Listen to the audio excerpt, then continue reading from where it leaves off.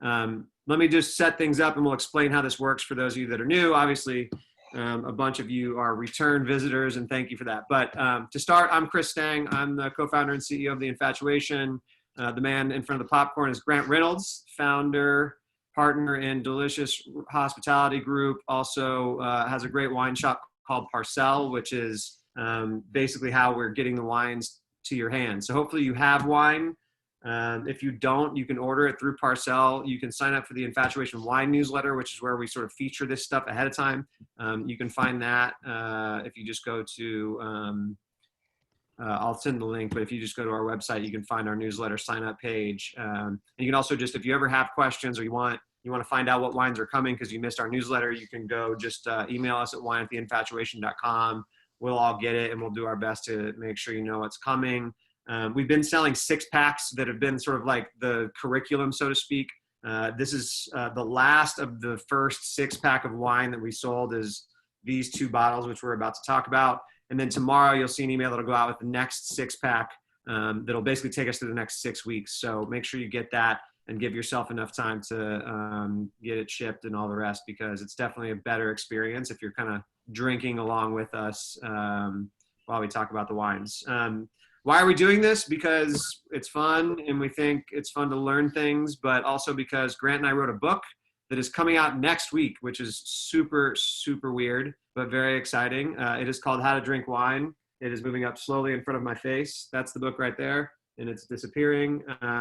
Yeah, it's coming out Tuesday, which is wild. We're also doing a Reddit AMA tomorrow, which should be hilarious. But there's going to be a bunch of stuff happening over the next week or so. If you don't have the book, that's because it hasn't come out yet, but you should pre-order it. And you can, we'll throw a pre-order link up there as well so you can find the book. But all right, enough about that shit. Let's talk about wine. So we have 2 wines today. This is, like I said, the WrestleMania face-off, like Battle Royale Chardonnay. And we have a Chablis and a California Chardonnay to kind of talk about the differences. So we'll follow along on the worksheet, but I think what we're going to want you to do, if you haven't already done this, is open up the Chablis first, which is this guy, the Moreau Naudet Chablis, which is a killer bottle, and we'll talk about it, but one of my favorites. So that's the first wine, and then we'll get into the California Chardonnay after that. Hopefully you have both. All right, Grant, let's talk about Chardonnay. All right, so hi guys. So Chris is sitting in Chablis, and I'm in a giant popcorn machine over here, which will become more relevant in a little bit. Chablis, I love Chablis. So we thought today, the idea today is to talk about 2 important wines. You've probably heard of Chablis, and you've probably heard of California Chardonnay, certainly. But what we want to talk is a bit about how they're similar, and then hopefully if you have 2 wines, but if not, you'll definitely remember the taste of each of them after this, about how they taste different too, right? So to begin with, just kind of on Chardonnay. Chardonnay is the grape of Chablis. It's the grape of white Burgundy. And then it's a grape that's grown pretty much all over the world. You see it a lot in California, of course, and then really anywhere, kind of like you have Sauvignon Blanc, Cabernet, and Pinot, pretty much anywhere where they're making wine, whether that's like Texas, Australia, Argentina, etc. Moldova. Where's that? I said Moldova. Exactly. You named yeah, it. that Moldova Chardonnay is sick. You see Chardonnay planted, right? So as a grape, there's kind of like the 2 extremes, one of them being Sauvignon Blanc, which is really crisp, never aged in oak, which we'll hit on later. Sometimes it is, but never really should be. Really fruity. And then you have Chardonnay, which is the other end of the spectrum. So Sauvignon Blanc being like light, and Chardonnay being usually the most like rich, kind of round, oily wine, white wine that's out there. Really depending on where it grows. So we'll start with Chablis, which Chris said, the Moreau Naudet, which as a producer is just a great producer. They farm organically. They're have really good vineyard holdings. As you can see, kind of the lines where Chris is, those are different vineyards. Effectively, the whole area is kind of planted, and just like neighborhoods we all live in, there are better parts than others for the grapes. But the thing about Chablis, there you go, which is really right important. What's that?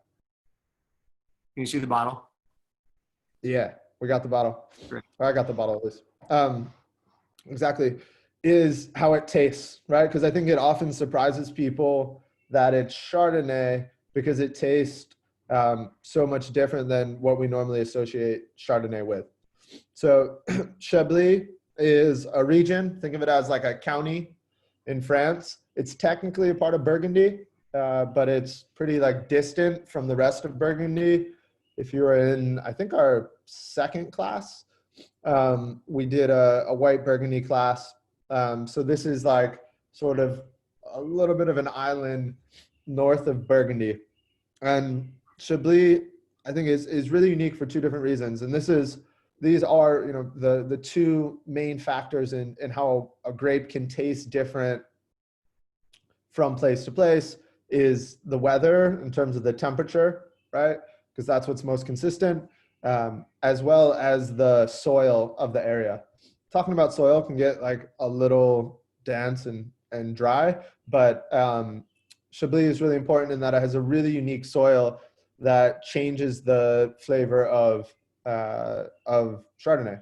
So Chablis is cooler, it's further north, and then the soil there, it's crazy. It actually is like chalk, white chalk, and that as a soil type changes the flavor. It makes the grapes more acidic, which is just the sensation of it being kind of tart and crisp, right? So we're in Chablis. It's the northernmost part of Burgundy, so it's a little bit cooler there. And then the soil is a special type of limestone. Yep, we got the map.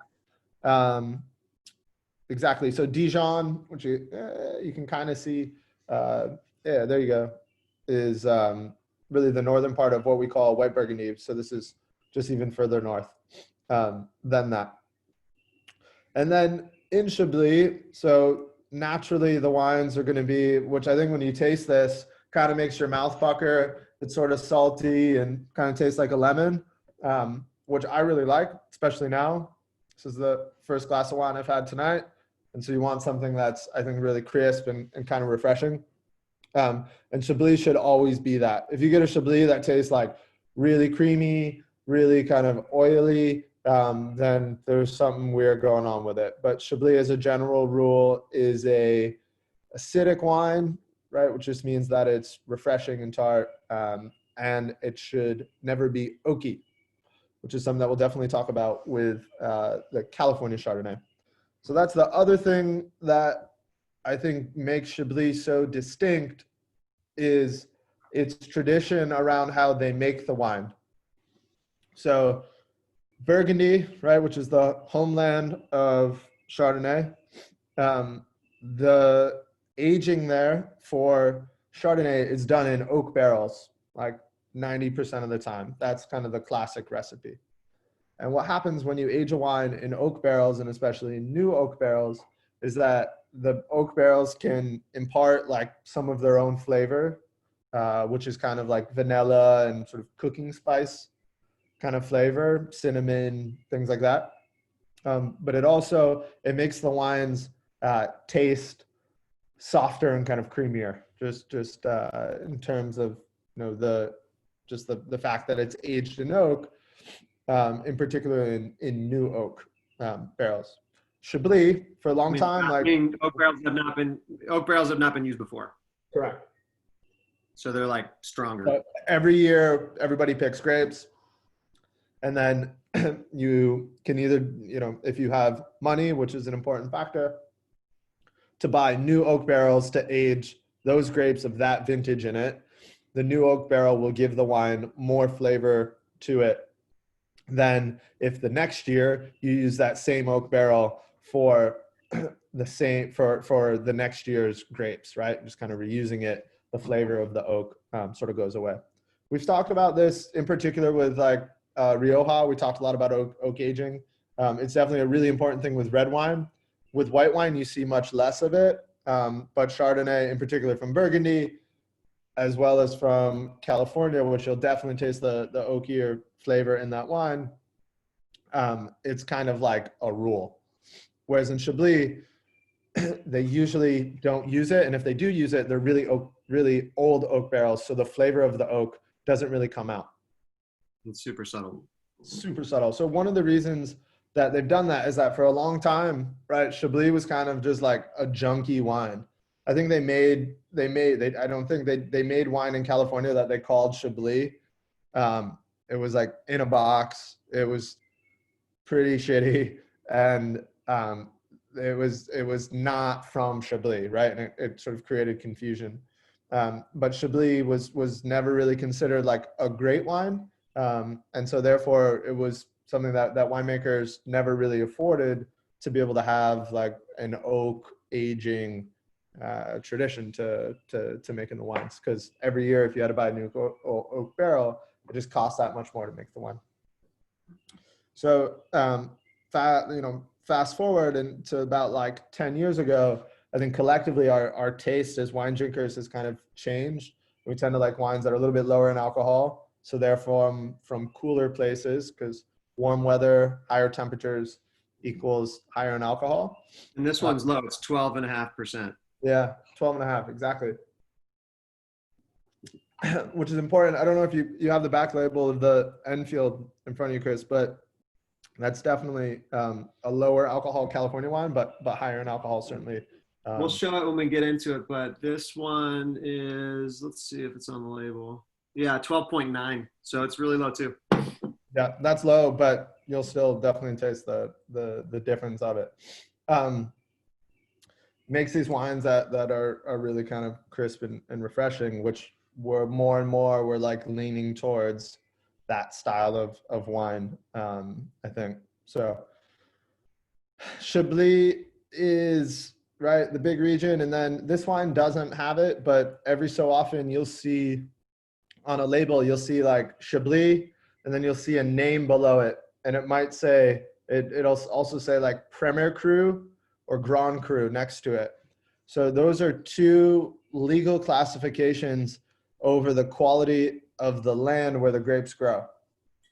And so all that is this crazy thing that, you know, people have noted for literally like hundreds of years about the quality of the grapes that are produced on certain parts of the hills behind Chris versus others, right? So if you kind of like look over his, I guess his right shoulder, you see, yeah, exactly, how the hill goes like up, and then it kind of flattens out, and then it peaks up a little bit again, right? So the sun and also how the soil would be there changes as the shape of the hill kind of moves, right? So if you're in the flat, you have direct sunlight all the time. If you're on a slope, the sun will hit you at different times of day, right? So the flavor of the grapes just changes according to where the location of the vineyard is. And so historically, because Chablis was so like cold and had pretty extreme weather, the best vineyard sites were south facing along the hill because they got the most sun. And the grapes needed to get ripe enough even just to produce a wine that was like 12.5% alcohol. If this wine were like 12% alcohol, you all drinking it would be like pissed at us because it would be so tart and literally would be like worse than sucking on a lemon. It would just be really, really, really acidic. And so alcohol is sugar, and the higher it is, the kind of perception of sweetness really helps balance things out. I think it's interesting too, because if you've been through a few of these with us now, like every time we're talking about, you know, I guess topography, we're always talking about like where these vineyards sit on hills and how they face the sun. And that's a huge deal in terms of the end product, even though you're talking about the same space, but elevation and, you know, how much sun the grapes get is a huge, huge indicator of the end result, right? So I think that's what's, you know, even this, like this guy makes a wine that's is it a Grand Cru? The He does make, yeah, he makes Premier Cru and Grand Cru too. He makes right, but Valmir. from another vineyard though, right? From a specific Yep. part of it. Yeah, exactly. So anyway, Yeah, so it's funny because we always had that same conversation about like, you know, whether it's Chablis or Chianti or Rioja, that elevation and, you know, sort of how the vineyards are situated is super, super important. Definitely. I think this guy, I think he makes 5 different labels, right, every year. And the difference of those labels is only the location of the vineyard, right? And if you taste them all like side by side, the differences would be subtle, but they would definitely be there. And that's literally, it's just, and they're also all 5 different price points. His most expensive wine is probably like $100 to $120. And you know, This one's probably like 40 or 50 typically. I think it's $30. Yeah, it's pretty good value. Really? The Chablis. That's why this one, if you can look, this wine's great because it's you'll find it pretty commonly now, or at least, you know, somewhat frequently, and it's always a great option because you can drink great wine for a reasonable price. You guys get that though? Like, drink the wine, and I just kind of did it. It like makes you pucker a little bit. Sometimes people are like, "Oh, that wine's like too dry or it's too acidic." They don't like that, which is totally fine. I like it because it's just refreshing and it makes you like salivate and makes you want to drink more. But you get that's acidity. That's what we're talking about. And I think this wine, maybe more than any of the wines that we've had before, has that sensation, which is really pronounced. All right, so Chablis, Chardonnay should never be oaky, should always be kind of tart, acidic, salty, and this is a really damn good producer. Let's talk about what to eat with it, because there's some classics. Oh yeah. I mean, this is like the classics is just raw oysters. You're like matching flavor with flavor. Works super well. Any kind of like sushi. This is like, I think a lot of the hotspot sushi restaurants in New York go really long on Chardonnay or Champagne and Chablis. Oh, yeah. One thing to note, like Champagne, well, we're going to talk about it next week, but Chardonnay is grown in Champagne, which is just like an extension of this same kind of, pattern of agriculture from Chablis up. So it's actually, I think, more similar to if you were to drink like Champagne without the bubbles. That's sort of like what Chablis tastes like if it's made from Chardonnay. Well, it's all a small area, all things considered. It's all really close together. Yeah, it's all definitely jammed together. Yeah, like really anything that's kind of fishy and salty and briny and warm weather type food. You don't need this with like chicken soup or I don't know what else people are eating. One thing that I think though can be confusing, which I just want to make sure is sort of clear to people, is that, you know, as we said on the worksheet, you know, we'll sort of consider Chablis like an independent state because the wines are different, but you will typically see it most of the time in the Burgundy section of a wine list or of a wine store most of the time, right? Yeah, so I think that's the one thing to keep in mind, is that it is different. It's definitely got different characteristics, but you know, most of the time you're going to see it in that general Burgundy section. Yeah, you'll see it in that area for sure.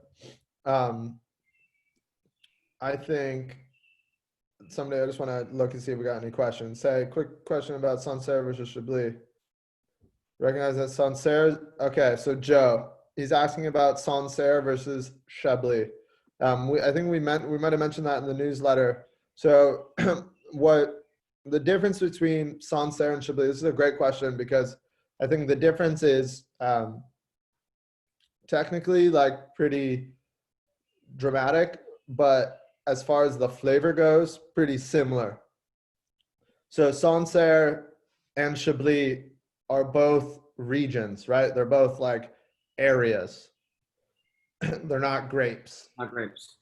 Chablis, the grape is Chardonnay. Sancerre, the grape is Sauvignon Blanc. right? The reason why I said they're also similar is because they both have a similar flavor to them, right? They smell different. Sancerre is much fruitier, kind of smells like limes, smells like herbs, right? Where Chablis is more savory. It sort of smells a little nutty, smells like lemon, smells like seawater, right? But when you taste both of them, no matter what, if it's like classic Sancerre and it's classic Chablis, they both should give you that like acidic, mouth-watering sensation.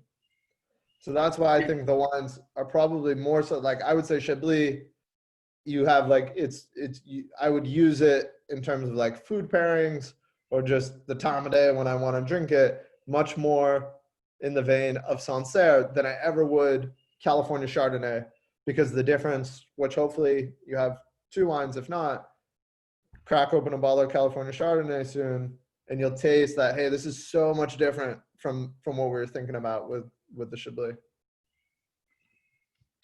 that make sense? Good one. Thank you. Yeah, Joe. I think it's also interesting, right? You talked about like, you know, the use of oak, right? And I think even the Sancerre we drank actually was one that they use a little bit of oak in the process, right? Yeah, old oak, which Yeah. kind of confuses everything. Yeah, but at the same time, like typically those are both, you know, like oak isn't typically a big part of no Sancerre either. So exactly, this is the same thing. This is aged in like old oak, and it, you know what I mean? It's not about like the oaky flavor to it at all. Somebody asked about Petit Chablis. It looks like said hit them up, but yeah, Petit Chablis, you see it. It's just an even broader area within Chablis. Those are usually the most affordable wines that a producer would make. It's not like aged as long, and it's still all Chardonnay, but it is just can be from like a much larger area. there's a good question here too about like buzzwords or things that you should either look for or ask about, and I think we should talk about that at the end as well because it's super relevant for the California stuff too. But I think like, what do you think in terms of Chablis? Because Chablis can price ranges pretty significantly, right? So like, what's a good way for people to think about if you're, you know, looking at a wine list or you're at a wine store and you're looking at a few Chablis, like what are some good things to look for or think about? So if you're looking for a good Chablis, I think, and you want to like jump up to the 40 to 60 buck range, because you really like this wine, you're like, oh, I want to see what a, you know, like better one would be, is to look for the words. I'll throw it in the chat here, but look for like Premier Cru. That's what we were talking about as a better vineyard, Grand Cru. That'll jump up. Those should always be like 100 to, you know, it can even go up to like 500 bucks. And so those are just from different vineyard sites, better vineyard sites. And so a producer usually will like pay more care to them because they're charging more money. And it tends to taste a little bit different. But yeah, I think, you know, whereas like if you're on a wine list and there's, I don't know, 10 bottles of white Burgundy, usually there's probably only like 3 bottles of Chablis. Definitely try to go for, you know, something that Chablis, like it's not a wine to try if you're looking for like a $15 to $20 bottle of wine. You know, there's other wines from like other regions where you can have like safe bets on quality. But I think nowadays Chablis like definitely gotten more noteworthy. So you're really like kind of safe zone is this like $30 to $40 zone. So if you like this, you know, make it maybe like a special occasion wine if that's kind of your price point, and try to hit it in that area. And I think we listed a few other producers in there too. But I'd say like Chablis is producer specific for sure, but you know, there's like a pretty consistent flavor across, you know, most all producers. You're not going to get anything that's like super wacky, whereas in other regions like, you know, the Rioja we were talking about, Rioja is like ultra producer specific, meaning that we won't be like just go out and buy any $30 bottle of Rioja and it's going to taste like this, because there's so many different styles and so much and Chianti even especially is like the hardest area, because Chianti is a massive area, right? It's a massive area with like, I can count on one hand, you know, the producers that I truly think are making like great wine, that I know of, you know, at least in that area. Look for this wine. That's a good tip. This wine's always a winner. Yeah. Look for this for sure. Should we drink some? But yeah, there are a couple, and I think like, you know, we always try to put these producers on the worksheet, but at some point, like just getting to know the producers and trying to remember a few of them was always super helpful. I mean, Cedric had some really good thoughts in the chat too, in terms of just like how to ask the right questions. So we'll leave that question up there in case you're curious. But yeah, I mean, just learning some of the producers. I mean, there's some pretty legendary Chablis producers on here as well. And, you know, just kind of familiarizing yourself with those two helps for sure. Okay, cool. That's Chablis. Now we move on. So I'm just trying to see. Reads near Chablis. Okay. I love all these questions. Cedric's got a good. You hit all of them? Cedric's got a good gig. He's just drinking and chatting with you all. All right. Cool. And I think like we've got to most of them. One question before we move on, maybe that's good, is Andrew's question about regions near Chablis where you can get similar quality for less money. Because it has like a similar cachet. Yeah, I would say, I think I mean, Petit Chablis, you can definitely find good value in that. I would say you don't like see a ton of Petit Chablis. Yeah, I barely ever see that. Yeah, you don't really ever see it. It's sort of, I don't know, I think, yeah, most producers might just like make Chablis out of it. I would say that you can find good value. It's a little bit of a crapshoot in the Jura, which I'll throw up here. And those wines definitely can be like the acidic, salty, a little bit more funky. Jura. I guess it says all panelists. I hope that hits everybody. No, all panelists, all attendees. No, you gotta do all panelists. Jura. There you go. For America, I'm getting good at this Zoom thing. Yeah, definitely. And then, yeah, that's a good spot. And then also like the Macon, these wines will be like a little bit rounder and richer, but if you want, Macon equals good value. You can see some of the stuff in the chat is where Grant's, which is different than the Q&A, but if you bop over there, you can see some of the stuff you just typed in. Cool. Chat okay. But yeah, we'll move into California, but if you guys still have more questions related to Chablis, like at the end, we'll try to circle back and hit anything that we didn't cover, but want to make sure we give equal time here to the other wine because I'm hoping a bunch of you have it. So the next wine, let's do this. The Infield Chardonnay. Here, I'll actually do the screen share so you can see the wine. You want to talk a little bit about this while I tee up the photo here, Grant? Yeah. All right. So California Chardonnay. That's why I am sitting in a big old thing of popcorn. All right. So California Chardonnay, huh? So it's Grant's favorite wine.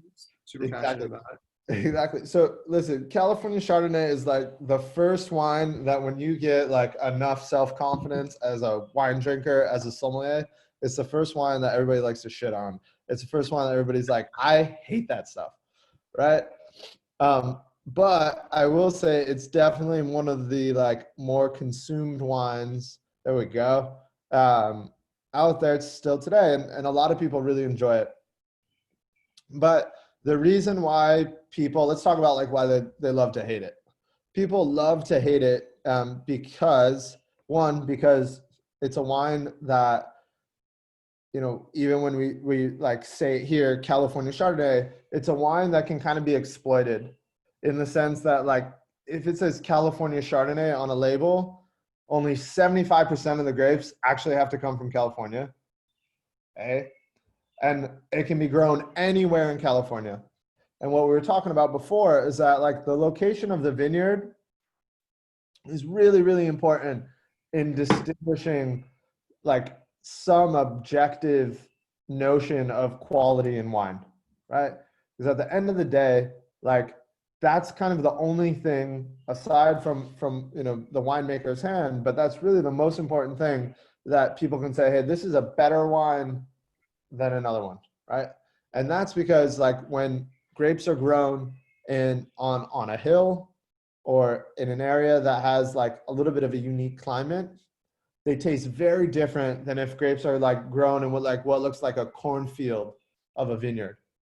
And that's because when that happens, right, the grapes just kind of end up tasting like just like fruit, which sounds really like kind of vague, but all of the like acidity, salty, whatever, like, adjectives we were throwing out there before, it's kind of impossible to capture those things when wine is just like mass produced in a big, long, warm vineyard, right? And California has had a lot of success, obviously, as a wine growing region, state for that matter. And so like California wine is really broad. And then there's areas which we all know, like Napa Valley, of course, Sonoma, now Santa Barbara County, which are like areas like Chablis effectively, which are like, cool, we make better wine because our climate, our vineyards are just better suited for growing grapes than like the like flat, really hot like fields of Eastern California, right? So California Chardonnay, especially if you see like California Chardonnay on it, it's kind of a crapshoot that the wine can pretty much be from anywhere. So somebody asked earlier about like Russian River Valley is like a small zone, right, in Northern California. Napa Valley, Sonoma Coast, Santa Barbara. Those are all like areas to where, Pinot Noir as well as Chardonnay, and in the instance of Napa, Cabernet too, are like, those are like the premier regions, right? And so California Chardonnay, people love to hate because for a long time it was just like, cool, everybody was like, all I want to drink is California Chardonnay, and that didn't really ever mean anything other than all you want to drink is this like big, buttery kind of popcorn, like mango tasting, almost sweet wine, right? But as that's like, I don't know, a little bit why like people just love to hate on it, because at the end of the day, it kind of tastes like, I don't know, like creamy, buttery popcorn, and I think that's like, not that good. to me, like it always comes down to, I mean, some people just like that, right? Some people love that sort of like big flavor. I think that one thing that I was sort of interesting to me is what you start to get, it's kind of what you're talking about, is that when people start to talk about complexity, right? And that's what a lot of people value about, really good wines, is that you can taste a bunch of different things as you drink them, and in the different points in the time as you drink it. Whereas like, I think what you're sort of saying in so many words is like, there's not a lot of complexity very often in these wines for all of those reasons, right? And so I think it seems to me that a lot of times people, especially people who drink a lot of wine and spend a lot of time thinking about it and have a lot of experience with it, they're basically like, well, California Chardonnay is just a punch in the mouth. What I want is something more complex, more acidic. I want to taste different flavors that you don't really get when you're just drinking like a big buttery wine. Yeah, exactly. And I think that's why it gets like sometimes, I mean, I don't particularly like it either, right? Like it's too much for me, especially like if you're eating food, it just always sort of feels like a mouthful of just way too much. But, there are people that just love that taste, and so be it. It's all good, right? But I think that complexity thing is the piece that is often missing. Definitely. You guys just saw like how we wrote this book. I would like vomit a whole bunch of words that were hard to follow, because they're like, okay, cool, here's what we're talking about in a paragraph. But it's like, it's a big brand, right? And I think nowadays there's some really good examples of it, but they definitely represent like the minority of what we tend to see in California. And I do think you make the point a lot that it's also just like where people's tastes, whatever that means, are going away from this, and they've been going away from big wines for a long time, and that's why I think you see a lot more interest in like crisp, fresh, kind of more natural wines, things like that, than these just sort of like heavy duty, high alcohol, big wines, like Definitely. even on the red wine side. Yeah, it's all there. Maybe we'll go back to it. Who knows? But I think what's cool is like if you're drinking this wine, when you taste it versus where the last wine where it like really kind of makes you pucker a little bit, this wine like is more like in the front part of your mouth or like your entirety of your mouth, and it really is like oily or creamy. Let me Right. ask a question about why oily. Why, like, what gives it that sensation? That's a good question. Yeah, it's a great question. So that so what I mean by that is like, listen, nobody's like, I don't know. There's probably some weird diet out there where you're drinking olive oil all the time, but it's like, or like syrup. Exactly. But it's like the way that your mouth is like coated with flavor, right? And the reason for that is the texture of the wine, which arrives from the alcohol of the wine. So alcohol is like kind of like sweetness, which ultimately is like a syrupy sensation. Also is in California, though this wine isn't necessarily like really high in alcohol, the way that the grapes respond to like soil there and the way they also respond to oak, because this wine is aged in more like new oak than the other wine, creates that same kind of like sensation. Isn't it also like, to me, it also seems like sometimes they just kind of feel heavier in your mouth when the acidity's a little lower, because it doesn't just sort of like, exactly zing you the same way. So it almost does kind of feel like it's got more weight to it because it doesn't have that sort of balancing element. Yeah, exactly. And acidity is like just an exchange for alcohol, right? So if this wine was lower in alcohol, the acidity would be higher, effectively. And if it was higher in alcohol, the acidity would be lower, right? So if we were to like drink the same Chablis that we had before, and it was 13.5% alcohol, the acid would be lower, but the like oily kind of syrupy nature of the wine would be higher, right? Which is something that people like really respond to, and I think is really unique to California Chardonnay in particular.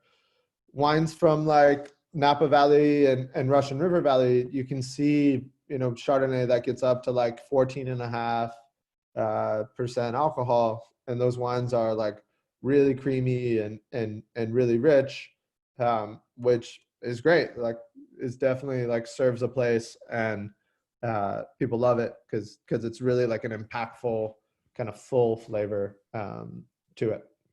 One thing on this wine, which is I think is important, is that this producer is a producer that hasn't been around for that long.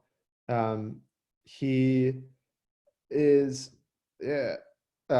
There's this thing that like land in California is really expensive, especially in kind of premier areas like Napa and stuff like that. Like a lot of people, their dream is to like own a vineyard in Napa.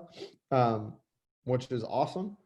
But isn't that what's the saying? It's like, what's the fastest way to make $1 million?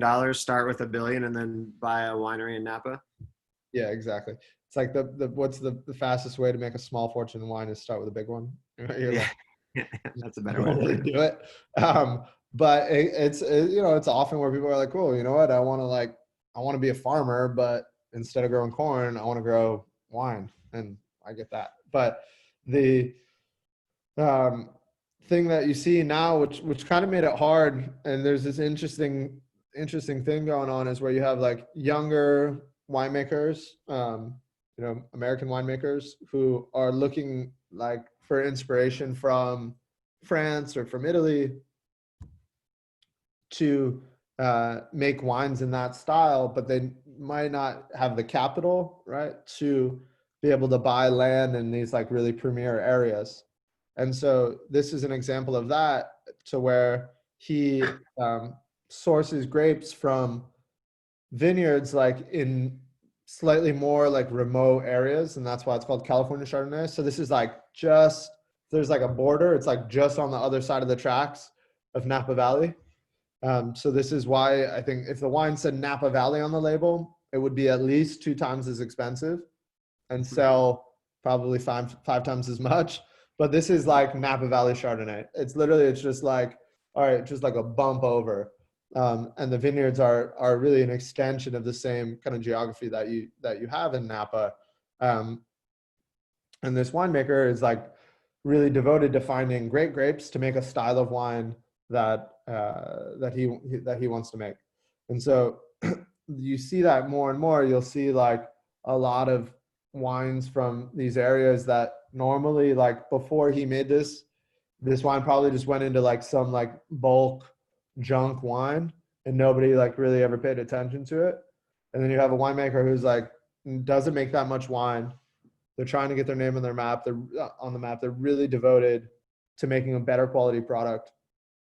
And they're like, fuck it, I'm gonna, this vineyard is good. The grapes are good. I'm gonna make wine in the best way possible, even if it's from an area that nobody like cares about or it's even legally recognized, which is crazy, right? Because like just like a mile away from Napa Valley, where if the grapes are from Napa Valley, like your wine trades at a much higher price.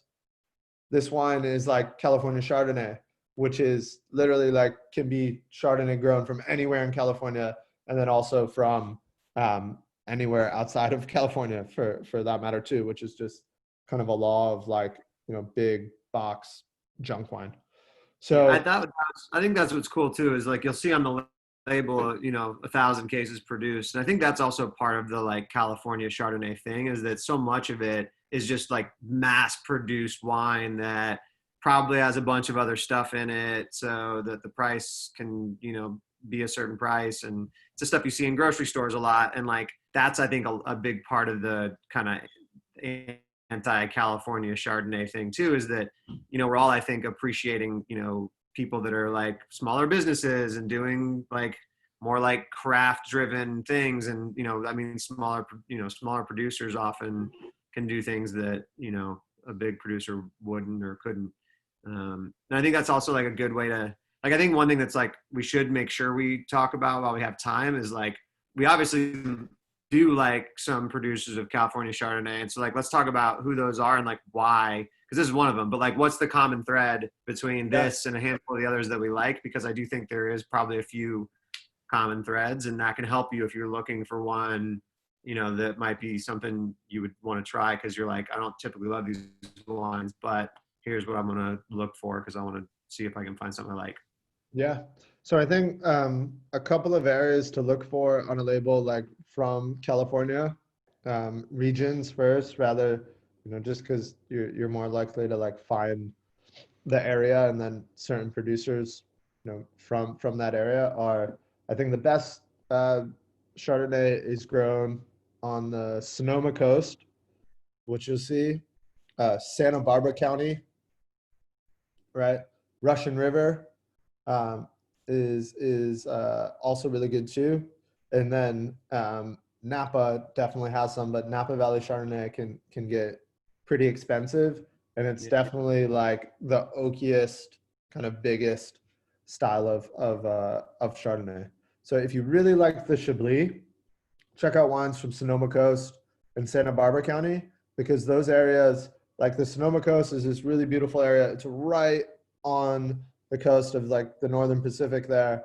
And it's much colder in temperature than a lot cooler than what you find in Napa. It's just like Napa is just east of that, kind of inland, and the same thing in Santa Barbara County. So if you're looking for wines with like more acidity to them, look for those two areas. If you're looking for wines that are have that like kind of creamier, richer, bigger flavor to it, stick to Russian River as well as Napa Valley is an important thing. One thing to note is, and this is just like an important tip that we talk about sometimes, is alcohol levels, right? So if you're like, you know what, I really want to make sure that I get like a big white wine, then look for a wine that's higher in alcohol.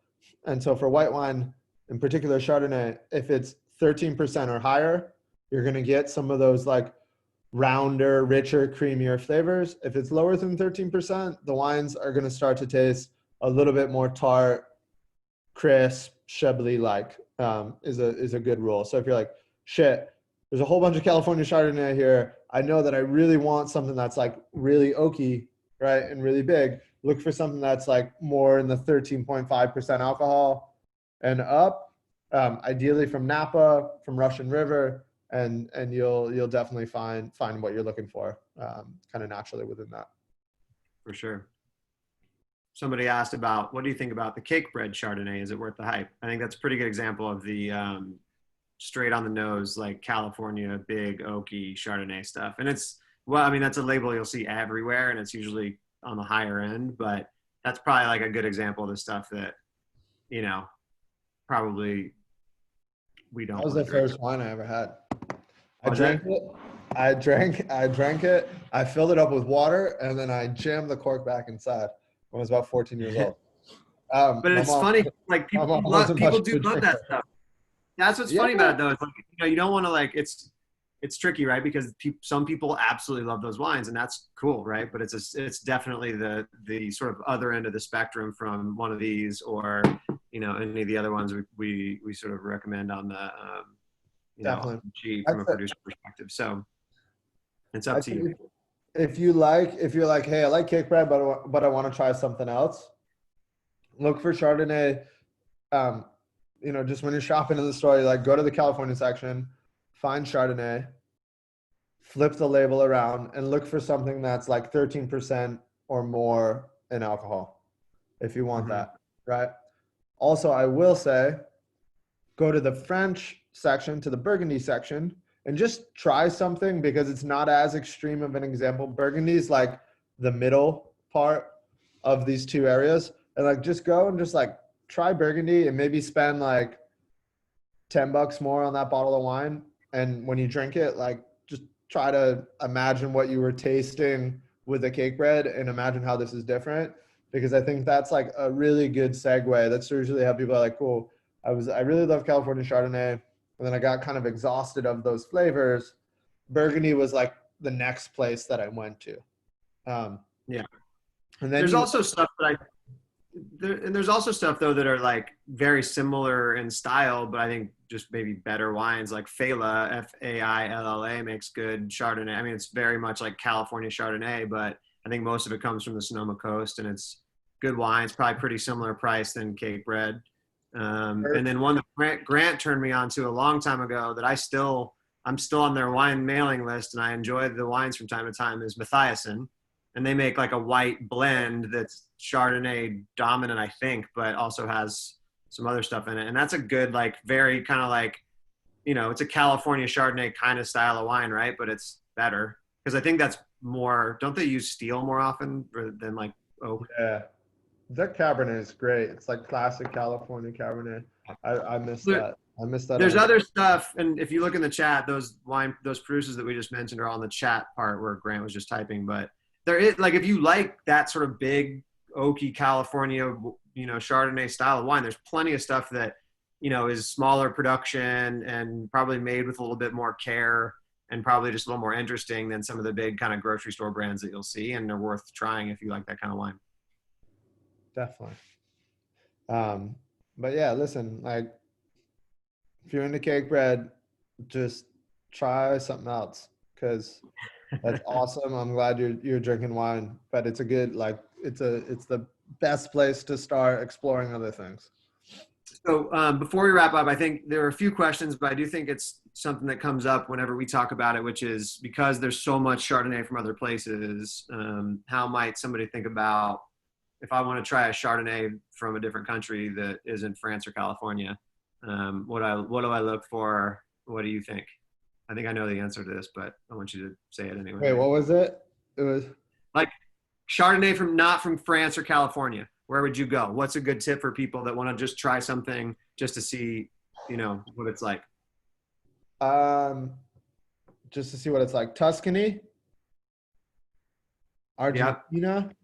I had a Chardonnay from that producer that's on last week's wine sheet, Isol y Olena. They made a really interesting Chardonnay that I had. It was good. Yeah, that can be pretty good actually. I'm trying to guess what you're thinking I'm gonna say. Um, I think I'm, you were going to say, don't bother. yeah, no, I'm trying to be polite. I, I, I had a lot of hate in me last week. Um, no, but for real, don't bother. But like listen, I think if you're into Chardonnay, um, Burgundy is just like infinite in terms of what you can get into, and there is value to be found there. It takes like some effort for sure. Um, But if you, by the way, and but we have them, but if you don't have, you have our white Burgundy sheet. Did we do a sheet for that one? We did, right? That was the first one we did. yeah, I think so. We talked a lot about this, about how to find value in Burgundy, and we can, if you ask, we can hook you up with that if you don't have the sheet. But sorry, go ahead. Yeah. Um, no, I mean, listen, if I think that's the thing about Chardonnay is that you can find it all over the place, but at the end of the day, the areas that are most important for it, like no matter what, you'll find like one-off producer examples. The areas that are most important for it are those regions in California that we mentioned, right? So starting south, Santa Barbara, Santa Cruz Mountains, right? Whatever, that's kind of an oddball. Sonoma coast is an important thing. Napa Valley, Russian River Valley, which is right up there, and then Burgundy, and then Chablis. So that's what you got to worry about. One of my nearest and dearest friends makes a really good version in Argentina. It might be the only like Chardonnay that I would ever drink in the entire Southern Hemisphere, and like that's okay. That's But the like, chakra, right? yeah, and it's fucking good. But he makes it with like the greatest Burgundian winemaker today. And so, it's like a crapshoot if we're just saying, hey, just go to like a certain region, just stick to California and try some different producers, different regions in California. I'm gonna What put else? that one in too. Hold on, chakra. Chakra. Cool. Margaret Well, River. I'm sorry. One thing on Australia, I don't mean to hate on Australia. I just don't know that much about it. you get Sorry. you get lit up every week about Australia, and I don't think that's gonna stop. I know. And I've never paid attention to it. Maybe someone will invite you, and you can go visit it. And I got then invited to Tasmania once for 3 days. I was like, hey, can I add like a couple days on?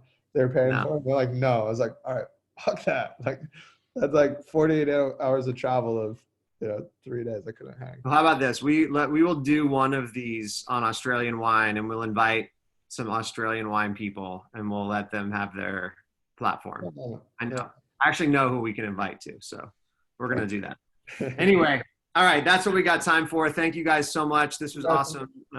Lots of stuff to talk about on Chardonnay. So a couple things. Next week, we are going to do champagne. It's the day our wine book comes out. So Grant and I are going to get super lit up beforehand, and it's going to be a party. No, but champagne's a good one. There'll be a lot to talk about. And so we're going to do that next week. There is, if you look in the chat, Meredith from our team has put a bunch of information in there.